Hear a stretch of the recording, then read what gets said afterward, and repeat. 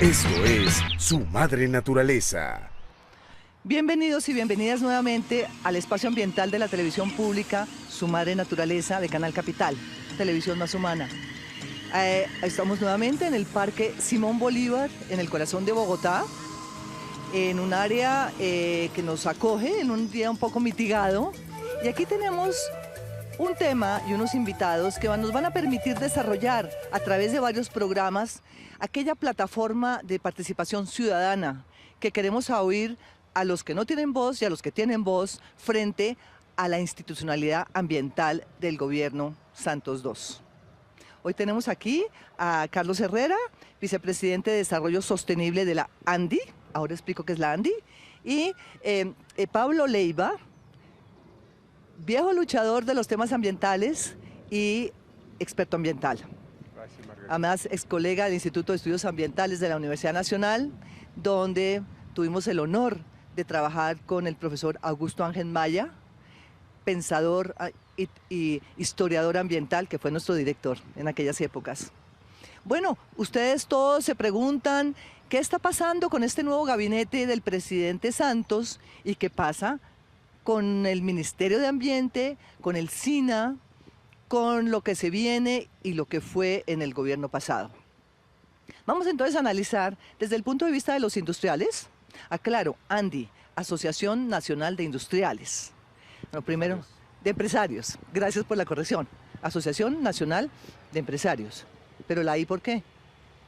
La I fue histórica. La ANDI es una asociación que nació hace 70 años, que aglutina emprendedores, empresarios de diferentes sectores, que hoy en día son industriales, mineros, petroleros, banqueros, empresas de servicios. Entonces, por eso el tema de I se quedó un poco corto y se le cambió al Asociación de Empresarios, pero se mantuvo el logo histórico. Bueno, entonces es una buena aclaración para que nos pongamos al día con el tema gremial de los empresarios. Pablo Leiva, usted es un experto ambiental, viene de la universidad como académico, como columnista, historiador, en fin. Empecemos por usted, que conoce, porque fue además exdirector del IDEAM, luego conoce la administración por dentro.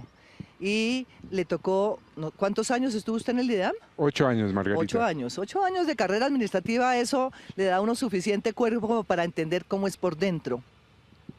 Pablo Leiva, y en este momento en que tenemos cambios, en que hay una posición del gobierno frente al fortalecimiento del ministerio, ¿usted cómo la ve?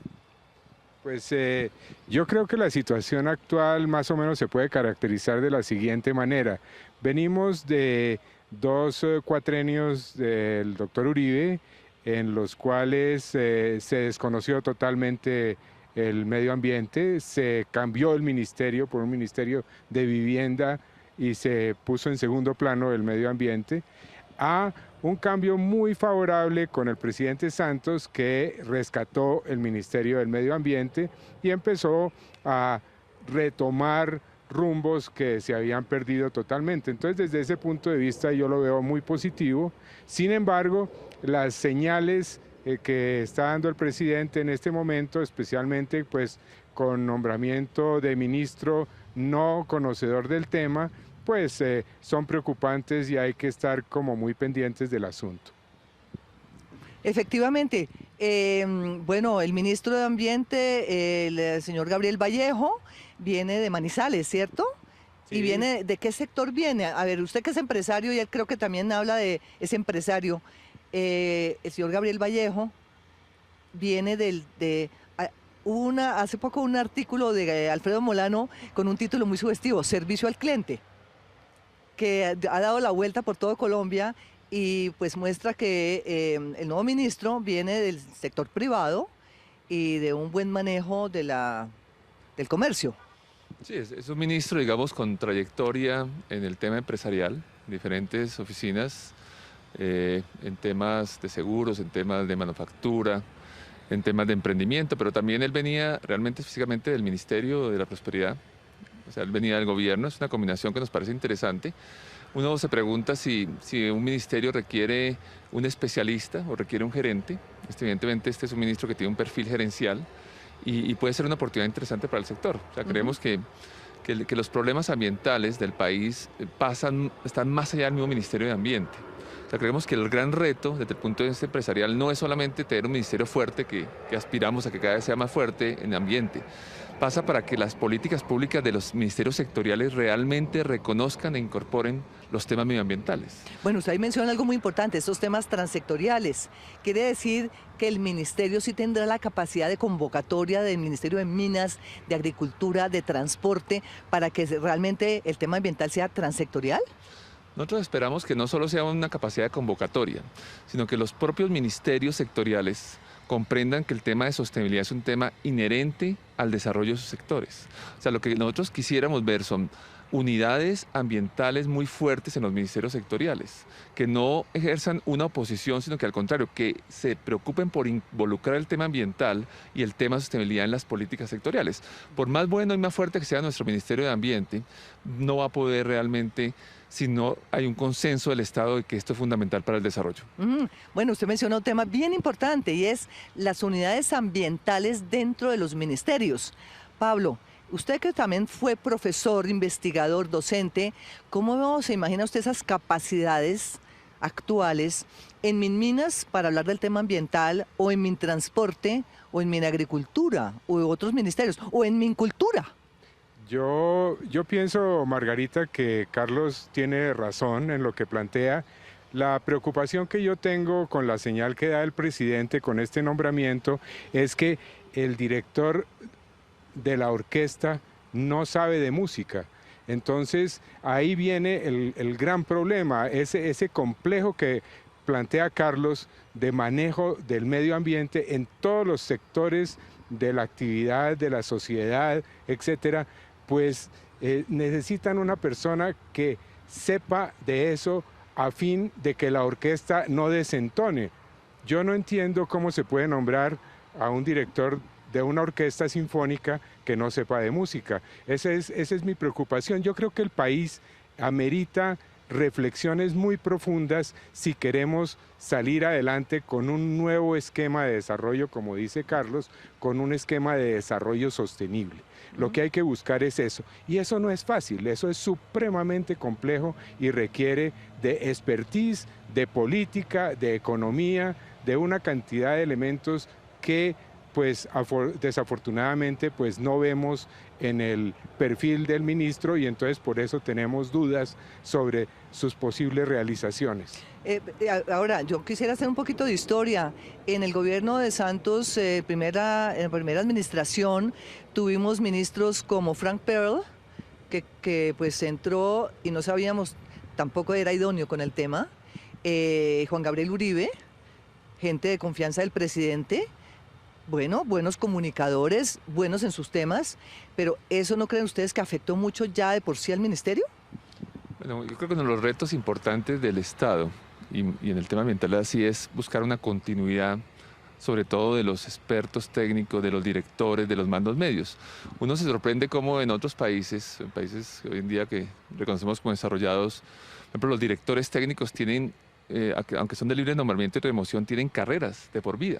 Aquí el tema más delicado es la rotación realmente de los equipos técnicos. Estamos mirando, por ejemplo, una estadística que manejamos en Andi.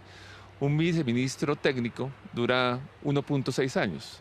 Creo que más que pensar en el ministro, que es una figura, digamos, política, que es una figura a veces gerencial, que cumple unas funciones, hay que ver es cómo logramos que haya una burocracia de alto nivel que pueda darle continuidad a las políticas públicas. Porque el problema no es tanto que se cambie o no una persona. El problema es que las políticas ambientales que requieren un largo aliento están siendo variadas con mucha constancia y no hay continuidad. Pareciera que cada administrador nuevo quiere sacar su sello y su nueva política, cuando necesitamos es realmente, para lograr impacto, que las políticas, los instrumentos, las acciones que se tomen para mejorar la calidad del ambiente sean continuas. Bueno, esto nos está planteando también el tema regional.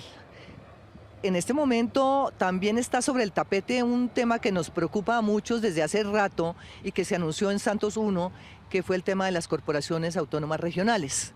Ese es un tema espinoso, complicado por todos estos cacicazgos que hay en las regiones y que no se quieren dejar el poder, quitar el poder ni los presupuestos. A ver, ¿ustedes cómo se imaginan que nosotros desde Su Madre Naturaleza podemos apoyar de forma constructiva este renacer del ministerio desde las regiones? Y obviamente desde voces del sector privado como los empresarios, como los académicos. Pablo, usted que tuvo que ver mucho con las corporaciones. A ver, Margarita, mire, en el último año me he dedicado a estudiar un poco la historia del Sistema Nacional Ambiental, desde su origen y desde los antecedentes del Código de Recursos Naturales en el año 70, los años 70, ¿no es cierto? Entonces, ese estudio me ha permitido entender que el problema no radica en el diseño del Sistema Nacional Ambiental, SINA, sino en la forma como se ha manejado. Ese es el problema. Igual en los institutos de investigación, igual en el ministerio, como dice Carlos, todo el sistema tiene una falencia en su manejo, en su implantación. No hemos sido capaces de implantarlo según estaba diseñado. Un análisis de consistencia, entonces, del diseño del SINA me dice que está bien diseñado. Entonces el problema somos nosotros, finalmente. Claro. El problema somos quienes manejamos el medio ambiente, o lo hemos manejado, que no hemos sabido entender el sistema. En el caso de las corporaciones, pues se ha desviado el objetivo de democracia, de descentralización, y se ha cooptado pues por la clase política. Son todos problemas un poco del país más que del SINA. Yo creo que una reforma del SINA habría que mirarla muy cuidadosamente y más bien irnos por el lado que plantea Carlos, que es un fortalecimiento de los equipos profesionales de las instituciones del sistema. Sí, pero entonces, Carlos y Pablo, vemos por ejemplo en las juntas directivas de las corporaciones regionales personas que representan sectores. Estoy pensando, por ejemplo, quien representa las ONGs en la Corporación Autónoma Regional CAR desde hace ya 18 años y no se ha bajado del bus, ni nadie lo baja del bus. Como otros directivos o representantes del presidente u otros, ¿cómo hacemos para realmente que haya meritocracia en esas representaciones, para que haya realmente decisiones idóneas, objetivas, no contaminadas con la política a nivel de las regiones? Yo quisiera decirte, Margarita, que a nosotros nos preocupa seriamente el tema de las corporaciones. Es uno de los temas prioritarios para el sector empresarial. Nos da alguna esperanza que el presidente en su campaña, el presidente actual, manifestó que iba a mejorar la gobernabilidad. Tenemos un problema muy serio para contarle a los televidentes. ¿Qué es lo que sucede? Hay unas políticas, unos documentos que dicen, mire, esto es lo que queremos los ríos limpios, queremos que no se deforeste, queremos que la basura se maneje bien. Y hay unos ejecutores principales de esas políticas, que son las autoridades regionales, descentralizadas. Hoy eso no está funcionando. O sea, cuando tú ves hoy los fenómenos del niño y la niña, ayer inundaciones, hoy sequías, te preguntas cómo estamos manejando las cuencas. Entonces la primera pregunta puede ser, mira, no hay plata, pero ojo, estamos más o menos administrando con estas autoridades 1.5 billones al año. O sea, plata hay. Quizás y regalías, además. Fuera de regalías es otro tema. Entonces uno diría, quizás se requiera más plata, pero la que hay no se está viendo. Y parte de la dificultad no es de los directores, hay unos muy meritorios, hay otros menos meritorios, sino es la estructura. La estructura, cuando se creó unas juntas directivas inmanejables.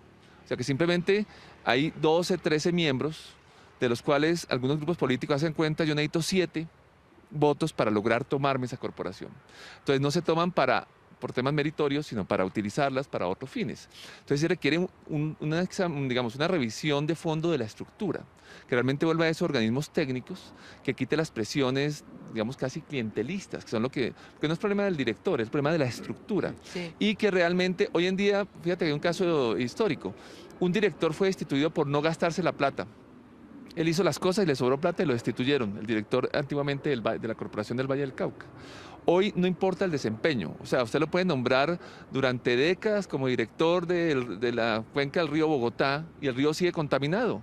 Y simplemente como no importa el desempeño, lo que importa es gastarse la plata, entonces no hay una mejora de los recursos naturales. Entonces nosotros creemos que para lo que se requiere en el futuro, para un país que está creciendo, para un país que demanda más recursos naturales y requiere una administración muy seria, sí se requiere un cambio de fondo. Eso se va a ver en el bienestar de los ciudadanos, se va a ver en las oportunidades para las empresas. O sea, hay muchos temas para mejorar y no mejoran porque la estructura no lo permite, porque para ser director de la corporación realmente muchas veces el director no se escoge por méritos, sino se escoge porque un grupo político tiene a alguien de confianza. Entonces limita altamente la efectividad de las políticas públicas. Entonces el ciudadano ve las basuras, ve los ríos contaminados, ve las cuencas destrozadas y se pregunta, ¿pero qué es lo que pasa? Es que no hay autoridades. Entonces una primera respuesta que hay es más impuestos, pero no es eso. No es plata, no es problema de plata. Puede ser plata en el futuro cuando funcione, pero hoy tenemos suficientes recursos, el problema es de las instituciones. Bueno, precisamente usted acaba de mencionar un tema que es álgido ahora con lo del fallo del río Bogotá, con el tema de poner sobre la mesa el tema de los vertimientos directos de aguas residuales de las ciudades a los ríos, a las cuencas.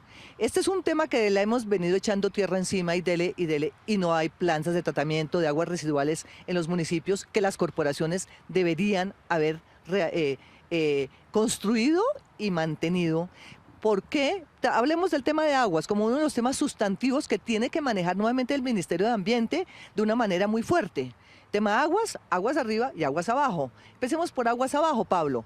Tenemos el gran ejemplo, nomás volviendo a la CAR, que está pasando con el río Bogotá y cómo realmente el ministerio va a tener, o si el nuevo ministro, que ojalá lo tengamos aquí, está cordialmente invitado, señor ministro, a que nos acompañe en Su Madre Naturaleza, y también el viceministro y sus directores de institutos de investigación, porque aquí queremos oírlos a todos y a todas.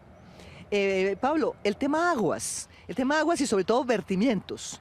¿Cómo se imagina usted, hablando de la institucionalidad y del SINA, que mencionó anteriormente, que se pudiera realmente hablar de una oficina, de una oficina de aguas? Porque es que el viceministerio de aguas está manejando acueductos, que es después del tubo. Sí, Margarita, yo pienso que el asunto es más bien de una carencia de conciencia sobre el país real en que vivimos de parte de nuestra sociedad en general, pero muy particularmente de la clase política y del gobierno. Entonces, si no hay una claridad en que el ambiente no se puede seguir manejando de la forma como se está haciendo, eso está claro, porque el desarrollo del país no es sostenible de esa manera. La industria no se puede desarrollar con esas limitantes tan grandes que se están imponiendo por la contaminación del agua, de la atmósfera, etcétera, pues entonces no vamos a salir adelante. El asunto en el que yo difiero con Carlos es el siguiente. Por ejemplo, si el SINA se modifica en su estructura y entonces el nombramiento del director se hace de otra manera, pero sigue interfiriendo la clase política con criterios totalmente desuetos de cómo se debe manejar el país, técnicamente hablando, no políticamente hablando, técnicamente hablando, pues no vamos a hacer nada, porque simplemente el director nuevamente lo van a nombrar sin que tenga las competencias técnicas, pero sí tenga un gran respaldo político. Eso es lo que hay que cambiar.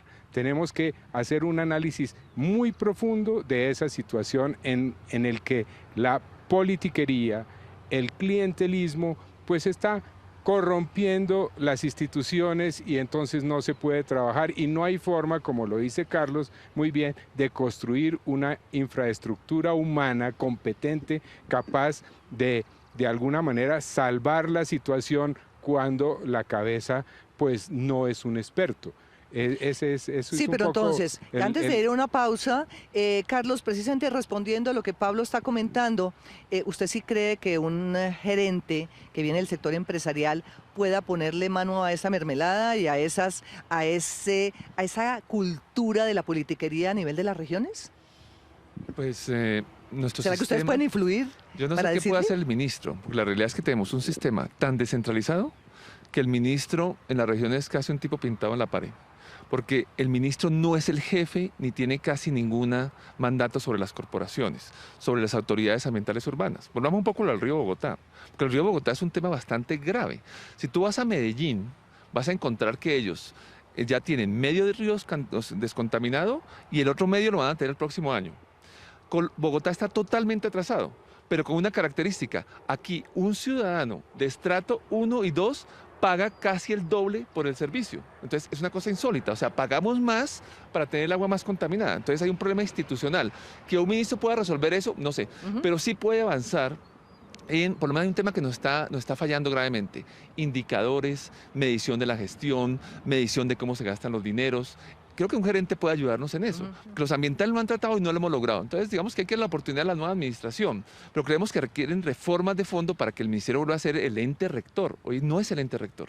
El ministerio no puede, primero no tiene casi recursos. Muchas corporaciones tienen más plata que el nuevo ministerio. El ministerio no es superior jerárquico. Entonces es muy difícil pedirle a un ministro, sea el que sea, bueno o malo, que pueda orientar, digamos, algunos de los programas. Puede liderarlos, puede llamar a otros ministerios, pero sí requiere un cambio de fondo para tener ríos descontaminados. Imagínese, el ministro de Ambiente no es el superior jerárquico de las corporaciones autónomas regionales. Eso es muy grave, porque entonces, como decía Pablo hace un rato, ¿quién es entonces el director de orquesta?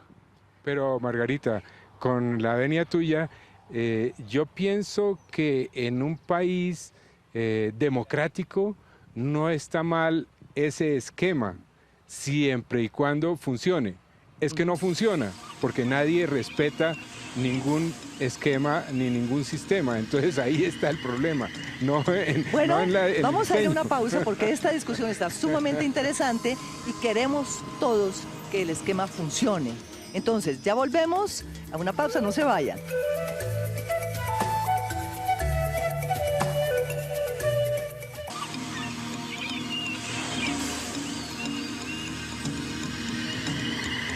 Bueno, aquí desde Su Madre Naturaleza, en el Parque Simón Bolívar. Hace unos días estuvieron aquí todos los raperos, los jóvenes bogotanos y de otras regiones de la región de Bogotá, Cundinamarca, escuchando y están todavía en el desmonte de estos andamios. Quiebre generacional, con mucho respeto, la música a algunos les gusta, a otros no, pero el tema ambiental sí es transgeneracional, precisamente para las futuras generaciones, como decía la Comisión Brundtland. Estamos haciendo el futuro ya, ahora. Y aquí en Colombia nos importa saber, entre otros temas, para seguir la conversación del bloque anterior, ¿cómo podremos realmente mejorar y suavizar las relaciones de Minambiente con Minminas, por ejemplo? A ver, le hago una pregunta a usted, empresario, o del gremio empresarial, porque hay un tema que preocupa al país es todos los efectos, los impactos de la minería y de la explotación de hidrocarburos en zonas vulnerables, de alta biodiversidad, sabiendo que el eje del modelo de desarrollo del país está sobre esos sectores. Bueno, es un tema supremamente interesante, que estamos como en una trampa. La trampa nos dice minería o agua, hidrocarburos o vida. Estamos en ese conflicto. Entonces, por estar en ese conflicto, tenemos muchas partes que en vez de estar buscando caminos comunes, están viendo quién es más fuerte, quién logra el proyecto más allá. ¿Cuál es un poco la posición de la ANDI en este punto? Es que la minería, los hidrocarburos y el medio ambiente no son necesariamente incompatibles, pero hay ciertas condiciones. Nosotros en ANDI, por ejemplo, tenemos claro que hay sitios donde no se puede hacer minería, hay sitios donde no se puede hacer hidrocarburos, y donde se puede hacer, no se puede hacer de cualquier manera. Entonces hay sitios que deben estar vedados por los servicios ambientales. Por ejemplo, creemos que los páramos no deben tener minería. Es un tema y una posición del ¿Lo tienen grupo, claro? Es una posición oficial del grupo de asomineros de la ANDI. Tenemos claro que hay sitios que por su naturaleza no se pueden hacer actividades como se planean. Nuestro problema es que hay una gran desarticulación en el mismo Estado. O sea, mientras el grupo ambiental promueve que no haya actividades, el grupo minero las está promoviendo. Entonces nosotros necesitamos que ellos se sienten y empiecen a encontrar puntos comunes. O sea, un inversionista que elige venir a Colombia, que puede venir a 100 países, él quiere venir no a hacer las cosas mal, no quiere venir a contaminar, no quiere venir a afectar los ecosistemas. Necesitamos que el Estado le diga dónde se puede hacer. ¿Bajo qué condiciones? Y eso no lo tenemos, porque tenemos, por ejemplo, malas historias, que son las que conocen muchos de los televidentes. En el pasado se adjudicaron títulos mineros en la mitad de los parques nacionales. Eso es un tema equivocado. Confunde al inversionista y finalmente la opinión de dirá, pero estos tipos quieren meter los parques. No, los parques son sagrados. En los parques y las áreas protegidas no pueden hacer actividades.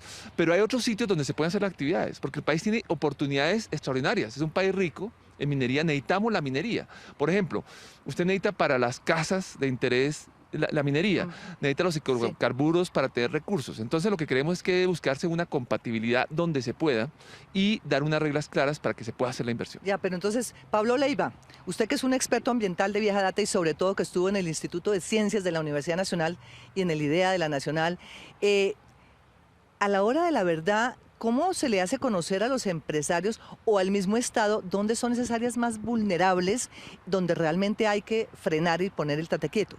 Muchas gracias, Margarita, por la pregunta. Mira, yo creo que es afortunado que Carlos Herrera esté en la ANDI, porque veo que se ha modificado sustantivamente en los años que yo conozco la ANDI su política frente a la naturaleza y frente al medio ambiente. Magnífico lo que él acaba de decir. Ojalá que ellos, con toda la fuerza política y económica que tienen, impulsen esas líneas frente al gobierno nacional. Pero a mí me preocupa lo siguiente.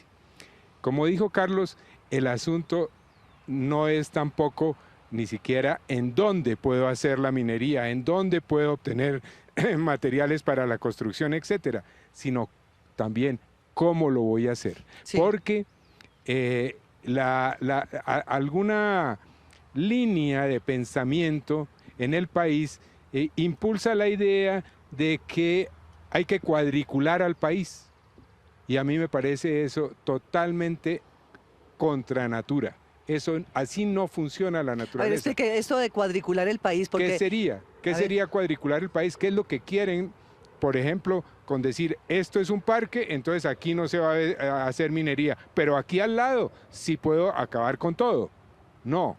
Hay que mirar al lado cómo es que voy a usar los recursos, cómo es que voy a garantizar que no se destruyen las fuentes de agua, que no se contaminan las corrientes. Y que se desplace a la gente, ¿no? Y que no se afecte la comunidad, que se respete a la comunidad, etcétera. Ese cómo hacer las cosas que de tal manera que se respete a la comunidad, que se respete a la naturaleza, es el desarrollo sostenible. Eso es de lo que se trata y es muy complejo. Pero entonces volvemos a un tema del cual ustedes están haciendo una propuesta. ¿Cómo fortalecer una unidad ambiental idónea en el Ministerio de Minas y Energía?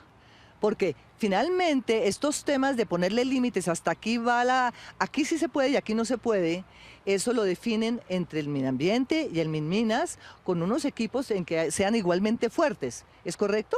Sí. ¿Existe esa unidad ambiental? Se ha hecho en el país. Recordemos aquí el tristemente desaparecido, el gobernador de Antioquia, el doctor Gaviria.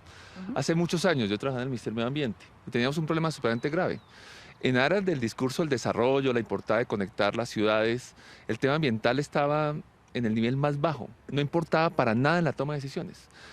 Este importante director de Invías de la época, el doctor Gaviria, después de tener montones de vías paradas, sancionadas, tomó una decisión histórica, que fue elevar la categoría del tema ambiental al mismo nivel de los que hacían las construcciones. Entonces el tema ambiental estaba no por allá abajo como para maquillar un poco el tema, sino era fundamental. El ambiental decía por ahí no se puede y no se podía. Entonces muchos de los proyectos de la época, antes de que se presentaran los conflictos, ya eran resueltos, se evitaban los conflictos. Entonces esa enseñanza del doctor Gaviria, que elevó el nivel ambiental, es lo que se podría hacer. Entonces usted no puede tener la dirección, los equipos ambientales en los ministerios sectoriales juegan un papel un poco de maquillaje, de bajo perfil, así sean buenos sus profesionales. Necesitamos que puedan incidir en la toma de decisiones. O sea, que si es un tipo que va a diseñar las vías, haya uno ambiental que pueda decirle por ahí se puede o por ahí no se puede. Hoy en día tenemos muchas vías paradas que se acusan al grupo ambiental por su demora, y la base del problema no está en el grupo ambiental, sino que en la planeación del proyecto no se tuvo en cuenta cosas que decía el doctor Leiva, ni las comunidades, ni la biodiversidad, ni las restricciones. Entonces, con una vieja idea de ingenieros civiles se quiere pasar por ahí o pasar por ahí porque las líneas rectas eran mejor. Entonces es tema de que ellos incidan en la toma de decisiones. Para eso tiene que su jerarquía institucional ascender. Bueno, tenemos en el tema esquema, digamos, de gobernabilidad del periodo Santos II, un esquema que nos acaban de anunciar públicamente, que es que el vicepresidente Vargas Lleras manejará o coordinará los ministerios de infraestructura, vivienda, ambiente y minas. Allí sobre una visión, digamos, integral. Muy bien hasta ahí. Sería muy importante saber en este nuevo esquema de la vicepresidencia cómo es que el tema ambiental realmente va a ser transversal a esos 4 temas, porque hay en la historia, de pronto a muchos de los que nos están viendo no habían nacido, mire lo que pasó con el Parque Isla de Salamanca y la Troncal del Caribe, un ejemplo patético de infraestructura donde los ingenieros de la vieja guardia construyeron la Troncal del Caribe. ¿Cuántos kilómetros de bosque no murieron de manglares? ¿Y cuánto ha tardado y cuánto le ha costado al país la recuperación de esos manglares por unas decisiones técnicas mal tomadas? Pero no solamente decisiones técnicas mal tomadas ni ingenieros de la vieja guardia, Margarita. A mí lo que me preocupa es la conciencia ambiental en los políticos. Yo creo que la conciencia ambiental en los presidentes de la República, por llamarlo también de otra manera, la cultura, el entender en qué país estamos, ¿no es cierto? El cariño por este país, por su naturaleza, etcétera, es definitivo en los presidentes de la República, véase en los vicepresidentes, y entonces ellos, bien aconsejados, sabrán impulsar las mejores decisiones y no se van a empeñar en que los ingenieros atropellen o atropellemos, porque yo también soy ingeniero, el medio ambiente. ¿No es cierto? Entonces hay un problema de conciencia de la clase política y el vicepresidente que está impulsando todas estas obras y estas transformaciones físicas del país, ojalá piense en la naturaleza, ojalá reconozca la historia del país. Es que este país se liberó de la colonización española gracias, entre otras cosas, a un reconocimiento de lo propio, al estudio de la botánica, al estudio de las montañas, de los ríos, de su geografía, de su riqueza, etcétera. ¿No es verdad? Entonces, a esa cultura que dio origen a este país es a la que yo llamo a la clase dirigente a regresar un poco, a repensarse un poco, porque así como vamos no es sostenible. Bueno, pero entonces ustedes que son finalmente un gremio muy influyente en el país, ¿será que nosotros podemos llegarle a través de la ANDI con estos mensajes a esa clase política precisamente que necesitamos, además, educar ambientalmente? Bueno, nosotros no perdemos la esperanza, pero quiero volver un poco a lo del vicepresidente que planteabas. Hay un tema de una urgencia de los ciudadanos, del país. O sea, estamos en un país cada vez más internacionalizado, compitiendo. La gente quiere tener las vías para llegar rápido a Cali, pasar por la línea, los empresarios quieren llegar a Buenaventura rápido para poder competir, la gente quiere ver los proyectos en sus vidas, quieren que mejoren la calidad de vida de sus hijos, quieren disfrutar de una nueva infraestructura, eso sin deteriorar el ambiente. Entonces a mí me parece que la idea del vicepresidente, que es tener unos proyectos que se llaman los PINES, que son proyectos de alta importancia nacional, por llamarlo de alguna manera. ¿PINES? PINES, sí, que son proyectos estratégicos nacionales, o sea, grandes proyectos, no es todos los proyectos. Sí, no son proyecticos. Porque es una idea interesante.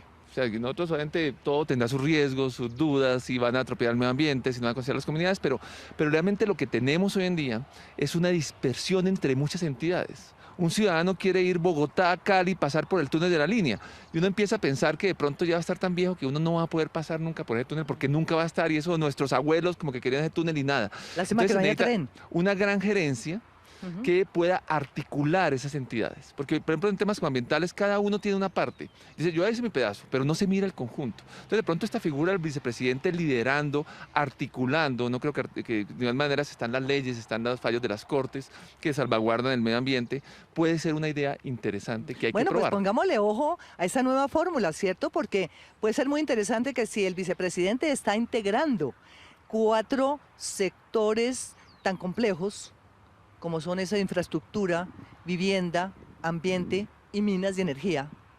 Bueno, ojalá el señor vicepresidente se deje ayudar y que estamos aquí también para colaborarle. A ver, Margarita, sí.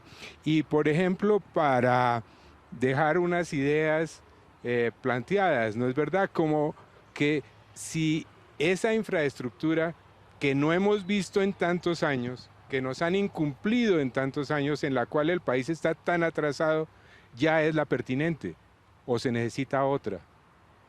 Vamos a seguir usando en los próximos 20 años automóviles de combustión, emitiendo gases a la atmósfera, por ejemplo, energético. ¿no es cierto?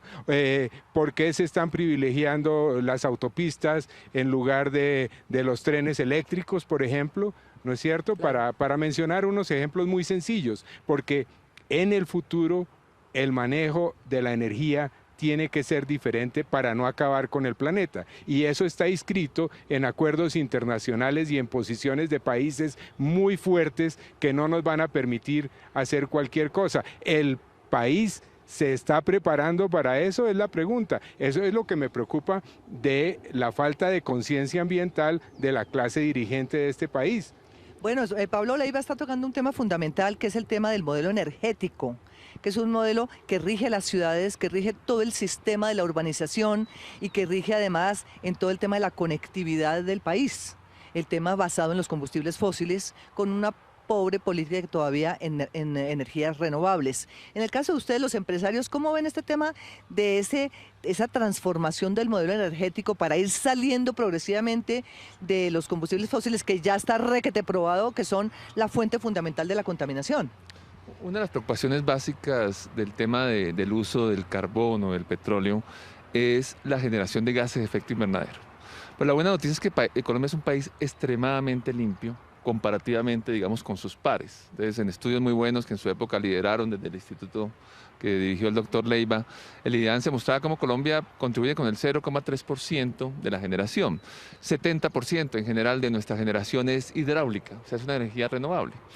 Y Colombia tiene una gran riqueza en petróleo y en carbón. Entonces Colombia tiene que jugarle un poco, digamos, en esta época, por supuesto, a seguir manteniendo esa base energética limpia, pero aprovechar su riqueza que tiene. En el tema de energía alternativa, nosotros vemos una gran oportunidad para el país en el tema de eficiencia energética. O sea, creemos que desde las empresas que, digamos, produzcan, aprovechen de mejor manera la energía. Desde las ciudades que empiecen a introducir criterios, por ejemplo, de la construcción sostenible, de la forma de iluminar la ciudad, de la forma de transportar, creo que es una oportunidad además no solo ambiental, sino de negocios, que creemos que debe empezar a trabajar. Pero debe hacerse con la prudencia. ¿Cuál es el tema un poco en el fondo de las energías alternativas? Quisiéramos tener solar, sí, pero se nos va a duplicar o triplicar el costo de la energía. Eso tiene un impacto social serio.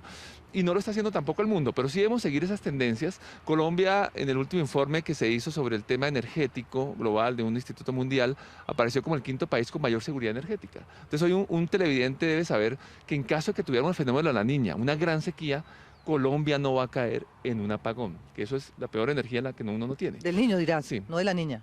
De la niña. En el caso que la niña nos lleve a una sequía muy extrema, nosotros tendríamos cómo soportar eso. Tenemos un sistema resistente en parte porque tenemos unas térmicas que pueden usar carbono gas. Entonces uno puede estigmatizar necesariamente ese tipo de combustibles, pero sí debe trabajar en ciertos temas, digamos, estratégicos, por ejemplo, en la eficiencia en las zonas urbanas, en sistemas de redes inteligentes, en promover, digamos, una nueva generación de iluminación que te pueda llevar a mejorar sin que eso represente un costo para el ciudadano que tendría un impacto social. Bueno, pero hay costos muy altos que ya se han probado. Veamos el caso de Cerro Matoso con las comunidades y el problema de salud pública pulmonar que ya está probado. Veamos el caso de la bahía de Ciénaga con la explotación carbonífera y lo que ha venido haciendo la Drummond. Veíamos esos vagones levantando el polvillo de carbón viniendo desde las minas. O sea, ustedes como industriales, ¿cómo le ponen tate quieto a esas empresas que probablemente son socias de ustedes y que de todas maneras ya sabemos que han tenido unos impactos muy fuertes sobre la biodiversidad, sobre el lecho marino en la bahía de Ciénaga? Es de conocimiento público. Hoy en día yo creo que ya está probado que sí ha habido unos efectos nocivos de estas empresas. ¿Qué hacen ustedes? Bueno, lo primero es que hoy en día ninguna empresa carbonera saca el carbón que no sea por una banda, evitando el polvillo. Pero después de tantos años de sacarla así. Sí. Hay discusiones realmente sobre el impacto porque antes estaba hablando de algo que que no necesariamente está causando el impacto que se está acumulando. En el tema, digamos, de salud, hay diferentes puntos de vista sobre el impacto. No, las empresas tienen unas políticas, unas variables, unas medidas que buscan prevenir, que hacen inversiones muy grandes. Entonces, habría que ver caso a caso. En todo caso, Sí. de manera general, nosotros sí entendemos, como Andy, que los impactos deben ser prevenidos en la fuente. O sea, no podemos generar impactos. Se deben utilizar las mejores tecnologías disponibles. Se debe además realizar un monitoreo. Se debe permanentemente estar... ¿El C es quién? ¿El qué? ¿Quién hace el monitoreo? ¿Quién El vigila? monitoreo lo debe hacer, en primer lugar, la empresa para saber que sus impactos están controlados. Tiene que identificar sus impactos. Y segundo, el Estado tiene también la misión de verificar que eso que se está haciendo es como se está diciendo. Volvemos al tema de las corporaciones regionales. ¿No le corresponde a la autoridad ambiental regional hacer ese control estatal frente a la forma como funcionan las empresas en los territorios, Pablo? Mire, Margarita, yo pienso que los controles no se están haciendo. Entre otras cosas porque son muy difíciles. Es muy difícil hacer los controles y además se ha desestimado toda la infraestructura informática y de información ambiental del país. Esa infraestructura que empezamos a construir hace 20 años prácticamente está en nada para responder a las necesidades concretas que tiene el país en este momento. Entonces, hacer los seguimientos de los impactos es muy complicado, pero yo quiero volver a lo de la matriz energética del país, que yo considero que es bastante buena y bastante bien manejada.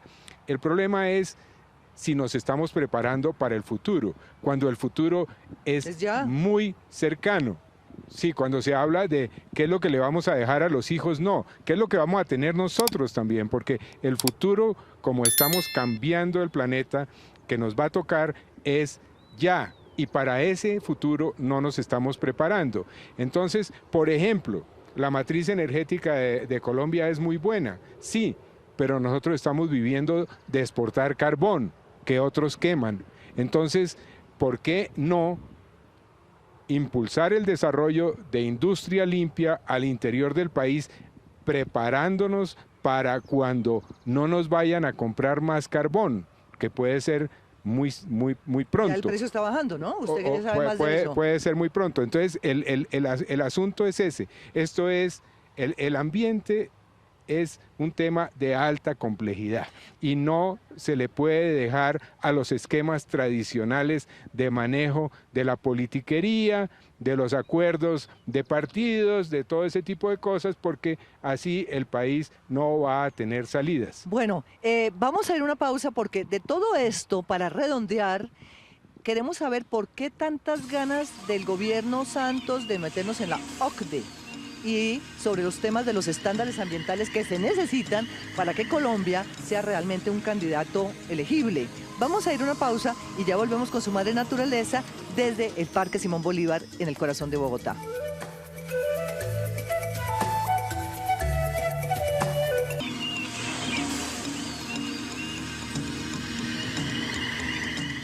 Aquí desde Su Madre Naturaleza de Canal Capital queremos entender varios aspectos de los muchos que hay sobre la mesa en el tema de la institucionalidad ambiental y en el interés estratégico que tiene Colombia para mantener unos estándares y que seamos elegibles a la organización que se llama OCDE. ¿Por qué no nos explica qué es la OCDE y por qué es tanto coqueteo?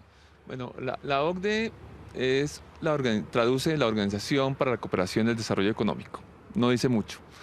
¿Qué es? Un club, por decirlo así, o una asociación de los países mejor administrados hoy en día en el mundo. Ajá. Entonces, ¿quiénes son los miembros? Los países europeos, los japoneses, Australia, Canadá, que son países que tradicionalmente han tenido instituciones muy fuertes. Recientemente la OCDE se abrió y entraron países como Chile y México que siguen la senda. Colombia quiso llegar a ese club. Es un club exigente, porque para entrar ya no solamente pagar, digamos, la cuota de entrada, sino hay que cumplir un montón de requisitos. Por ejemplo, bajar la inequidad en el país. O sea, son requisitos para... Si usted quiere ser parte del club Sí. de los países mejor administrados, tiene que tener políticas y desempeño. Creo que es una buena noticia. Por ejemplo, uno le preguntaría a un televidente, ¿quién dijo que siempre tenemos que ser un país subdesarrollado? O sea, este es un camino, obviamente largo, pero para que algún día Colombia pueda ser un país desarrollado. En el tema ambiental es una buena noticia. Inclusive es muy inquietante y muy interesante ver qué significa ser parte de la OCDE. Porque sucede que hay un número de instrumentos y más o menos el 33% de los requisitos para entrar a la OCDE son de ambiente y de sustancias químicas. 33%. 33%, eso quiere Ojo decir, con ese dato. si queremos ser un país desarrollado o estar en el camino a ser un país desarrollado, el tema ambiental es más importante de lo que habíamos pensado. Tenemos mucho para hacer. ¿Qué puede traer la OCDE para Colombia? Nuevas maneras de nuevos instrumentos, digamos, pueden ser desde impuestos ambientales, lo que decía el doctor Leiva, un sistema mucho más robusto, mucho más fuerte para medir los impactos ambientales con técnicas modernas, hoy lo hacemos de una manera muy precaria, nuevos temas para controlar, pero también una línea muy importante que es la economía verde, el crecimiento verde, oportunidades de negocios a partir de la protección ambiental. Y un tema que creemos que va a ser muy importante, que hoy no le paramos tantas bolas, por decirlo de alguna manera, la importancia de la biodiversidad para el desarrollo. Hoy lo vemos como un tema romántico, alejado, Sí. pero el agua de Bogotá, la calidad de vida, la agricultura, la regulación frente al cambio climático, dependen de la biodiversidad. Creemos que esos temas se van a posicionar. Por supuesto, no va a ser tan fácil, pero hoy en día el gobierno está empeñado y que nosotros creemos que es una buena noticia para el país que tengamos una mejora institucional, porque eso es lo que garantiza que el ciudadano reciba realmente los mejores servicios ambientales. Bueno, específicamente hablando del tema biodiversidad, y usted que es un experto también en el tema, Pablo Leiva, ¿cómo nos imaginamos que aprovechar esta coyuntura de esta invitación como tan seductora de que Colombia sea parte de la OCDE para meterle toda la muela a las condiciones y a los estándares que nos exige la OCDE desde la perspectiva ambiental? Mire, Margarita, yo creo que una de las cosas importantes que ha hecho el presidente Santos, aparte de rescatar el Ministerio del Medio Ambiente, ¿no es cierto? Ya tendremos que ver cómo lo vamos a ayudar a reconstruir. Sí. Pero aparte de rescatar el Ministerio del Medio Ambiente, ha sido el proceso de ingreso de Colombia a la OCDE. Yo pienso que esa organización no acepta países que estén manejando su economía y su naturaleza y su sociedad de cualquier manera.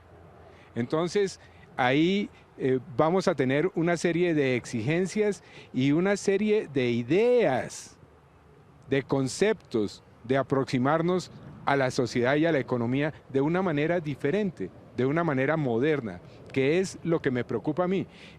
La economía de ahora y en adelante no va a ser la misma que conocimos cuando estudiamos economía hace 20 o 30 años o 10 años. Mucho más.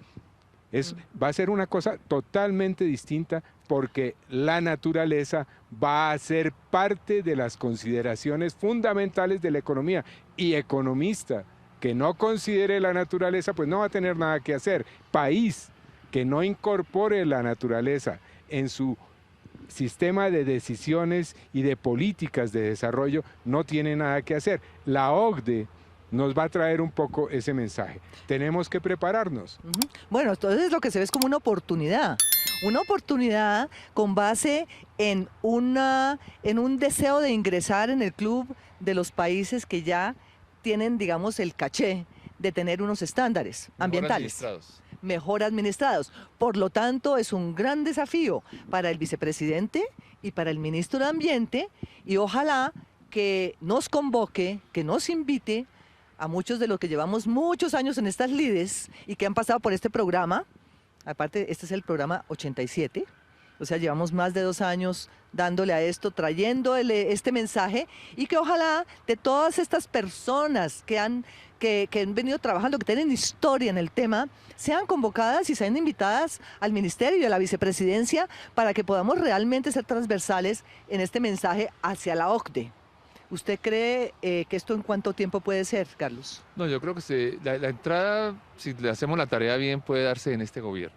¿Ah, Entonces, sí? Sí, porque realmente estamos viendo desde la presidencia una prioridad máxima en este tema. O sea, los ministros están hoy día concentrados, ahí encargados en presidencia de monitoría del Departamento de Planeación. O sea, tenemos la oportunidad. Lo importante va a ser cómo vamos a implementar todo lo que nos vamos a comprometer, porque es un cambio muy de fondo de la institucionalidad. Sí. Y va a ser un tema interesante para el ciudadano, para el televidente, porque si bien las políticas públicas van a mejorar, los instrumentos van a mejorar, Al final del cuento, industrias y ciudadanos, según cómo nos comportemos, mostraremos si somos capaces realmente de producir ese cambio. El cambio no solamente es que cambiemos normas y reglas y documentos, el cambio está en cada uno. Y lo que puede propiciar esto es que sea mucho más efectivo, digamos, nuestra decisión, digamos, de reciclar, de proteger el ambiente, de unirnos como ciudadanos para proteger una cuenca. Eso lo que también nos va a ayudar a la OCDE. La OCDE nos va a ayudar a que como ciudadanos podamos hacer más efectivos nuestros deseos de protección del Sí, ambiente. pero entonces, como decía Pablo, el cambio del modelo energético hacia energías y hacia una industria limpia, ¿cómo se puede dar y cómo ustedes como gremio, porque me parece fundamental, Pablo, lo que usted acaba de decir, pongámosle el hombro al cambio del modelo energético? O sea, nosotros estamos en fíjate que hace muy poco, o sea, de 3 meses o un mes, nomás se presentó la nueva ley de energías renovables. Sí. Un tema novedoso, que abre oportunidades, digamos, inmensas. Digamos, ¿dónde vemos oportunidades grandísimas? La biomasa. Hoy en día tenemos biomasa en los campos, o sea, residuos de los cultivos, tenemos aquí poda de los árboles en las ciudades, eso se puede volver energía. Los rellenos sanitarios. Mismos residuos urbanos se pueden volver. Entonces hay oportunidades, digamos, lógicas que puede utilizar el país. Habrá otras que habrá que ver con temas de costos, como la eólica, la energía solar, que todavía por sus costos, digamos, no tiene mucho sentido transmitirle eso a todos los estratos para que la gente pague una energía más cara teniendo otras oportunidades. Pero creo que sí viene un cambio importante el modelo, no es tan inmediato, pero podemos ir ganando un espacio. Es distinto, por ejemplo, si vas a México, porque es que México no tiene lo que tenemos nosotros de una matriz, digamos, hidroeléctrica.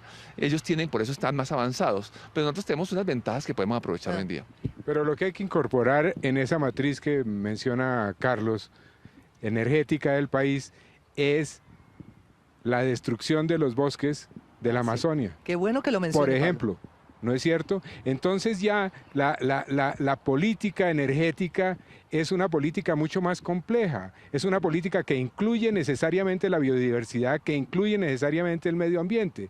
Entonces ya el Ministerio de Ambiente tiene que ser interlocutor de todos los otros sectores para que incorporen con sus equipos propios ambientales todo el tema ambiental en su sistema de decisiones y el gobierno también lo haga. Y a propósito de la paz, es importante que se considere el tema ambiental, porque hasta ahora está totalmente marginado. Precisamente para cerrar este programa de participación ciudadana frente al fortalecimiento de la institucionalidad ambiental y al ministerio, y decirle al ministro, al nuevo ministro Vallejo, que nos interesa mucho colaborarle y apoyarlo, es cómo vamos a participar desde el sector ambiental para la construcción de la paz en Colombia.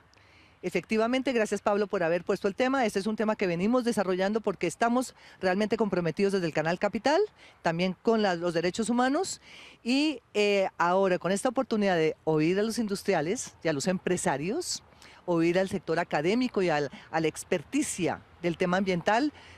Ustedes que nos conocemos de vieja data, llevan muchos años en estas lides, conocen la institucionalidad por dentro. Ojalá entonces que ustedes vuelvan y revean este programa que quedará colgado en el YouTube, como todos los programas de Su Madre Naturaleza, que están colgados y que pueden ser de revisión como un instrumento de pedagogía ciudadana para todos los que están interesados en que cada sector productivo tenga su fuerte ambiental. ¿Es correcto? ¿Cómo le vamos a hacer para que cada ministerio tenga su equipo ambiental que coordine efectivamente? Gracias por acompañarnos. Hasta pronto, como todos los viernes. Gracias a ti, Margarita, y a los Gracias, televidentes. Margarita. Hasta pronto.